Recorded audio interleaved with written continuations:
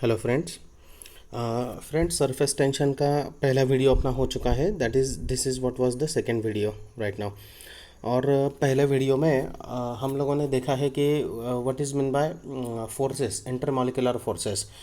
Surface tension ये forces की वजह से अराइज होने वाला एक फेनोमेनॉन है, वो हमने देखा था। तो सबसे पहले वो फोर्सेस हम लोगों ने देखे थे, ठीक है ना। इंटरमॉलिक्यूलर फोर्सेस, उसके दो टाइप्स देखे थे, कोहेसिव और एडेसिव। सिमिलर मॉलिक्यूल में जो फोर्स रहता है उसे कोहेसिव कहा जाता है। डिफरेंट मॉलिक्यूल में जो फोर्स रहता है उसे एडेसिव कहा जाता है। उसके बाद सबसे इम्पोर्टेंट वो थ्योरी देखी थी, जैसे मॉलिक्यूलर थ्योरी कहते हैं या फिर surface tension on the basis of molecular theory. वो थ्योरी में से आप लोगों के लिए नीट और जेडबलई के हिसाब से या सीटी के हिसाब से कौन से मॉलिक्यूल पर कितना फोर्स रहता है वो इम्पोर्टेंट है। जैसे आपको याद होगा तो देखिए वो डायग्राम, जो मॉलिक्यूल वाटर के या लिक्विड के पूरे बीच में अंदर तक गया हुआ है तो उस पर कोई फोर्स काम नहीं करता। Net resultant force on that molecule is zero, always zero. But ऐसे मॉलिक्यूल्स जो आइदर सरफेस पे है और या फिर सरफेस के थोड़ा सा नीचे है तो उनके ऊपर डाउनवर्ड फोर्सेस काम करते हैं। मतलब डाउनवर्ड फोर्सेस सिर्फ सरफेस पर काम करते हैं ऐसा कहा तो भी चलेगा। और इसकी वजह से जो फोर्सेस सरफेस पर काम करते हैं उसकी वजह से लिक्विड का जो सरफेस है वो हमेशा एक स्ट्रेच्ड मेम्ब्रेन की तरह काम करता है, एक खींचा हुआ मेम्ब्रेन की तरह वो काम करता है। जस्ट लाइक बलून, बलून में हवा भरने के बाद जैसे बलून का सरफेस काम करता है, वैसे ही किसी भी लिक्विड का सरफेस हमेशा काम करता है, बल्क लिक्विड नहीं करता। मतलब सपोज अगर बकेट में आपके पास वाटर है तो बकेट का वो सरफेस जो आपको ऊपर से दिख रहा है उसे सरफेस कहा जाएगा, और उसके ऊपर वो खींचने वाला फोर्स या कॉन्ट्रैक्शन का जो फोर्स है वो रहता है। बाकी नीचे लिक्विड पे वो रहता नहीं है। ये थ्योरी हम लोगों ने देखी थी। अब आज हमें देखना है कि moving to the next slide, this one is okay.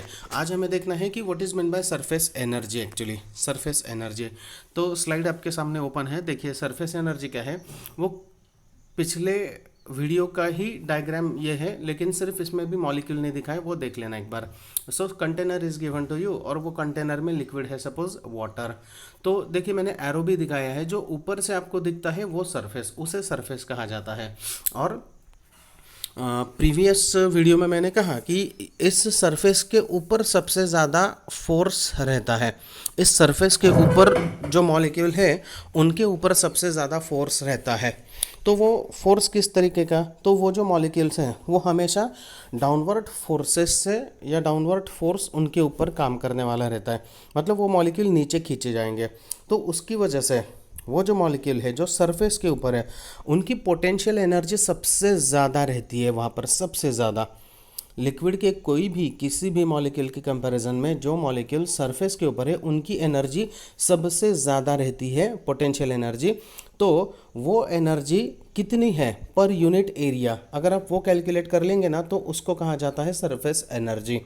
So surface energy की सिंपल डेफिनेशन है कि it is the potential energy per unit area. ठीक है, कितने एरिया में कितनी पोटेंशियल एनर्जी है उसे सरफेस एनर्जी कहा जाता है। अब पोटेंशियल एनर्जी हमेशा वर्क डन की फॉर्म में सेव की जाती है, उसे इसके लिए उसे डी डब्ल्यू कहा जाता है।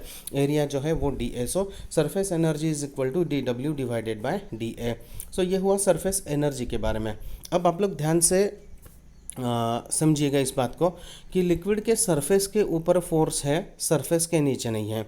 लिक्विड के सरफेस पे ऊपर एनर्जी है जिसे पोटेंशियल एनर्जी का कहा जाता है, वो सबसे ज़्यादा है। नीचे जैसे जैसे आप जाएंगे वैसे वैसे एनर्जी जो है वो कम होती जाएगी। सो इसको कहा जाता है सरफेस एनर्जी, मतलब सरफेस की energy. That is what equal to D W divided by D A. अब सवाल आता है कि what is mean by surface tension. Surface tension, तो सरफेस टेंशन को एक मैं सिंपल लैंग्वेज में बता देता हूँ आपको, उसकी एक्चुअल डेफिनेशन बहुत बड़ी है। But surface tension is the property by which the liquid surface tries to acquire the minimum surface area.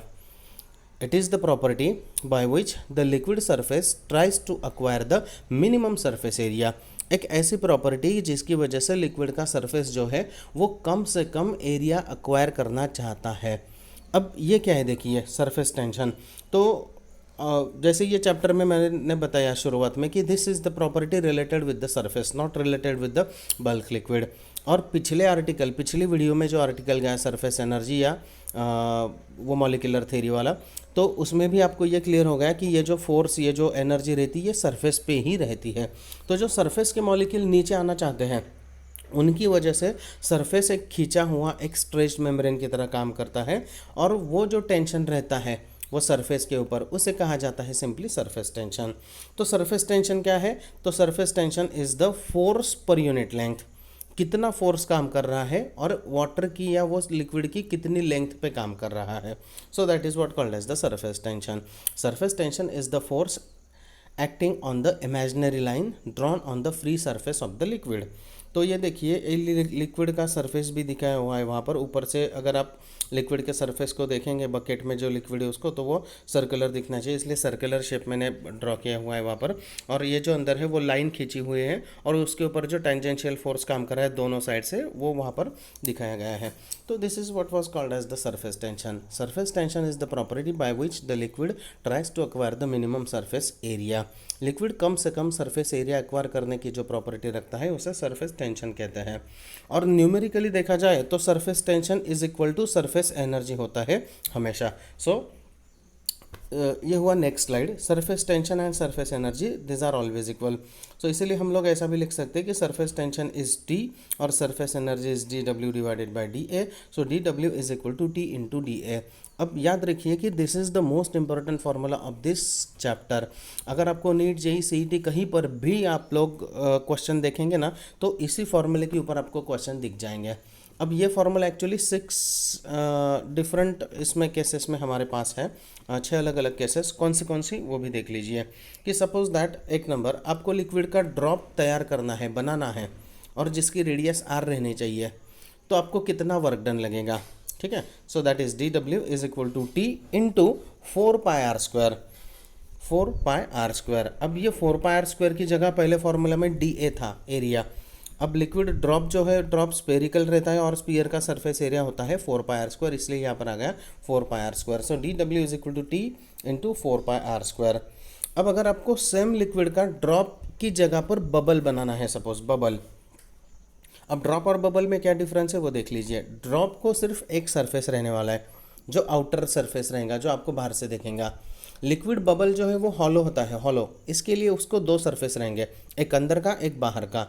तो 2 सरफेस है, इसलिए सरफेस टेंशन 2 एरियाज पे काम करेगा।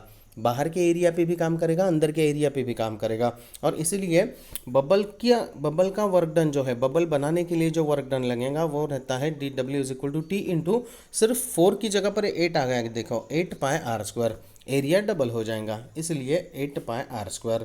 अब फॉर्मूला नंबर 3, अगर आपको लिक्विड ड्रॉप बड़ा करना है, उसकी रेडियस बढ़ानी है।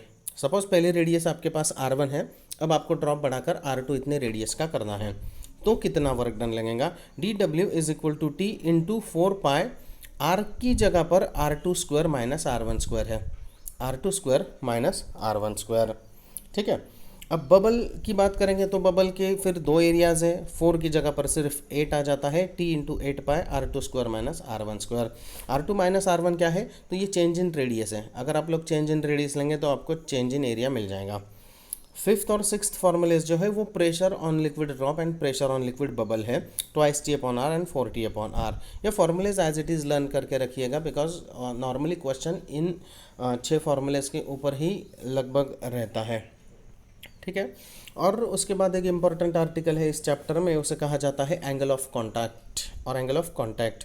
अब एंगल ऑफ कॉन्टैक्ट समझने से पहले आप लोगों को ये 3 लिक्विड समझने पड़ेंगे जो मैंने स्क्रीन पर आपको लिख के दिए हैं। तो पहला लिक्विड होता है हमेशा, that means liquid is always classified into this 3 categories as far as their surface tension is concern. Surface tension की बात करेंगे तो लिक्विड की 3 कैटेगरीज होती है। उसमें पहली कैटेगरी है लिक्विड की, जिसे कहा जाता है the liquid which completely wets the solid. ऐसे लिक्विड की जो सॉलिड को कंप्लीट वेट कर पाते हैं। ठीक है, मतलब कौन सा? वाटर। Example water. अगर आप लोग वाटर में कुछ भी चीज़ डुबो दीजिए और निकालिए तो वो चीज़ कंप्लीटली गीली होकर बाहर निकलेंगी, वेट होकर बाहर निकलेंगे। तो that is the first liquid that completely wets the solid. मैंने ब्रैकेट में लिख के दिया है, उसका एंगल ऑफ कॉन्टैक्ट 0 होता है। वो कैसे बाद में आपको जैसे आर्टिकल प्रोग्रेस होगा वैसे पता चल जाएगा। दूसरा लिक्विड होता है the liquid that partially wets the solid. अब पार्शियल वेट करने वाला लिक्विड कौन सा? एक केरोसिन है, पेट्रोल है, क्रूड ऑयल में बहुत सारे ऑयल्स ऐसे हैं कि जो पार्शियल वेट करते हैं सब्सटेंस को।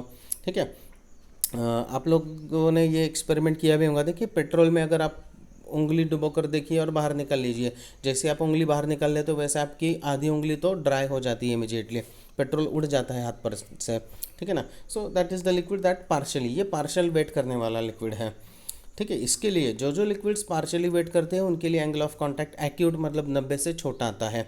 ये भी कैसे क्या वो हम लोग बाद में देखेंगे। और the third type of the liquid is the liquid that does not wets the solid, ऐसा लिक्विड कि जो सॉलिड को कभी वेट नहीं करता।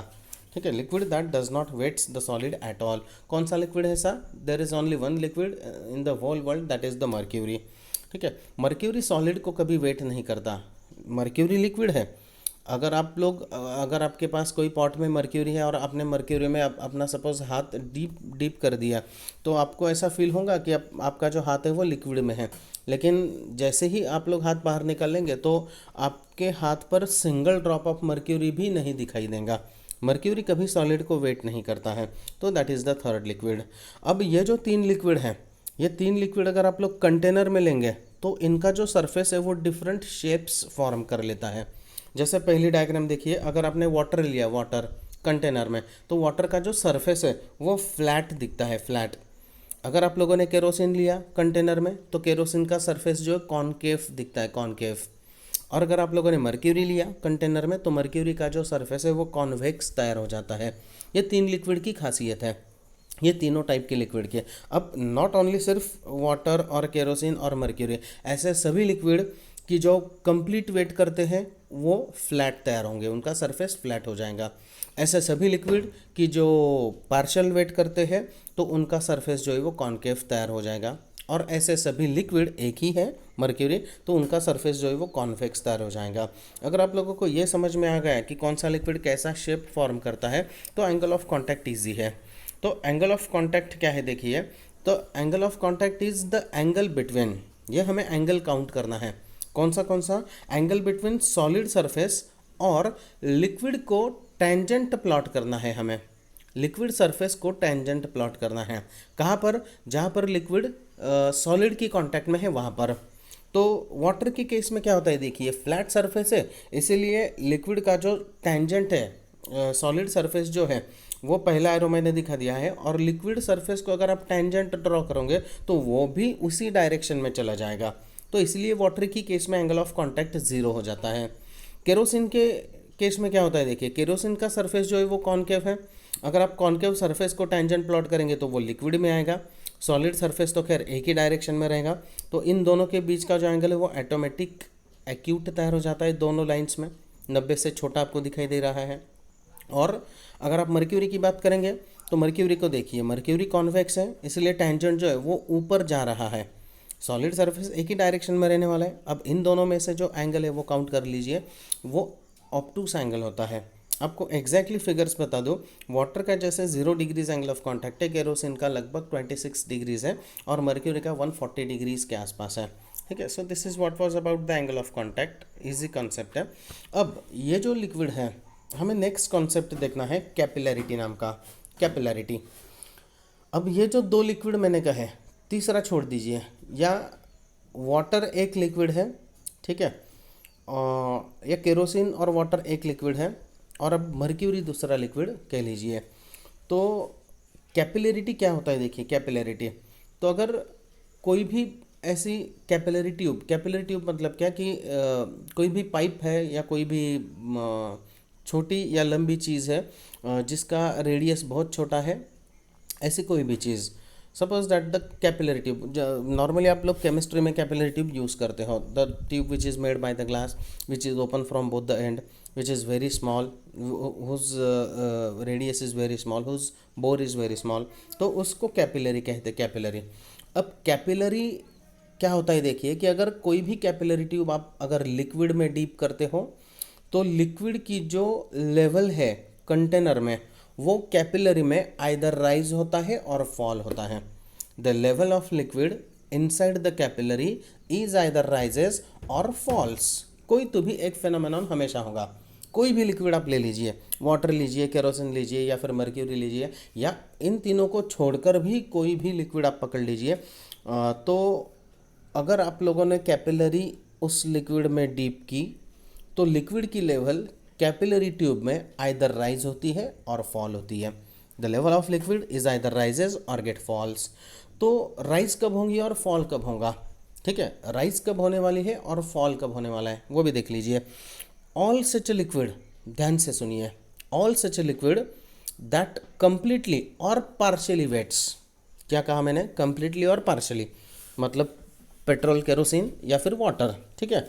The liquid that partially or completely wets the solid, for those liquid the level of liquid in the capillary is rises। अब diagram number 6.9 में देख लीजिए कि ये जो लिक्विड है आइदर ये वाटर होगा या और कोई केरोसिन या पेट्रोल हो सकता है। तो इसमें लेवल देख लीजिए लिक्विड के, कैपिलरी ट्यूब जैसे ही डीप की वैसे level of liquid inside the capillary rise हो गया है। आप लोगों को एक कंपैरिजन के लिए ये भी दिख जाएगा, देखिए जितनी रेडियस छोटी उतना कैपिलरी में राइज ज़्यादा, जितनी रेडियस छोटी उतना राइज ज़्यादा। Similarly the liquid that don't wets the tube like mercury, ठीक है ना, liquid does not wets the solid.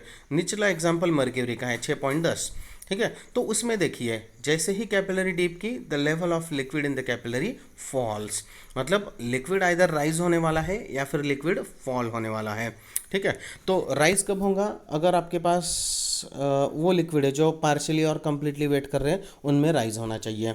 Fall किन में होगा, तो जो liquid does not wets the solid है ऐसे लिक्विड माने मर्क्यूरी, तो उनमें फॉल होने वाली है लिक्विड की लेवल। सो ये राइज और फॉल के फेनोमेनॉन को कैपिलरिटी कहा जाता है। द फेनोमेनॉन ऑफ राइज और fall of liquid in the capillary tube is called as the capillarity. Capillarity tube में ये फॉर्मूला इंपॉर्टेंट है जो मैंने बाजू में लिख दिया है, T is equal to R H rho G divided by 2 cos theta.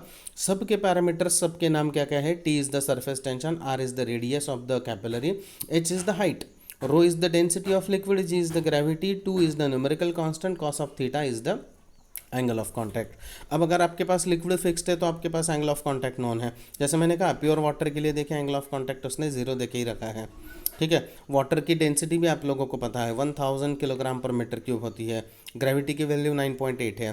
तो R और H के बीच में जो रिलेशन है वो आप लोग इजीली फाइंड आउट कर सकते हो।